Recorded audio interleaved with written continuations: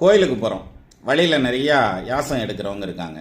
இவங்களுக்கு தான தர்மம் இப்போ பண்ணலாமா, இல்லை சாமி கும்பிட்டு ரிட்டன் வரையில் தான தர்மம் பண்ணலாமா? அப்படி பண்ணுனா நம்ம வாங்கின வரத்தையெல்லாம் அங்கேயே கொடுத்துட்டு வந்துடுறதா அர்த்தமா அப்படிங்கிற மாதிரி ஒரு கருத்து இருக்குது.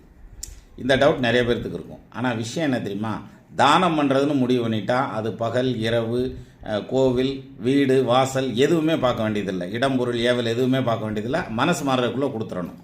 இதை கர்ணன் வந்து எண்ணெய் தேய்ச்சிக்கிட்டு இருந்தாராம். எண்ணெய் தேய்ச்சிக்கிட்டு இருக்கையில கிண்ணத்தை வச்சு எண்ணெய் தேய்ச்சிக்கிட்டு இருந்திருக்காரு. அப்போ வந்து ஒருத்தர் யாசகம் கேட்டிருக்காரு. யாசகம் கேட்டதான் இடது பக்கம் அந்த எண்ணெய் கிண்ணம் இருந்திருக்கு, தங்கத்தில்னு வச்சுக்கிருவோமே, அதை எடுத்து அப்படியே கொடுத்துட்டார், இடது கையிலேயே கொடுத்துட்டார். ஏன்னா இடது கையில் தானம் கொடுக்கலாமா அப்படின்னா அதுக்கு தான் சொல்லியிருக்கார்.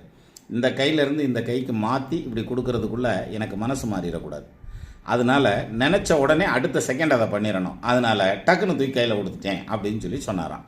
அது மாதிரி நீங்கள் கோயிலுக்கு போகும்போது தானம் பண்ணலாம், போயிட்டு வரும்போது பண்ணலாம், எப்போ வேணாலும் பண்ணலாம்.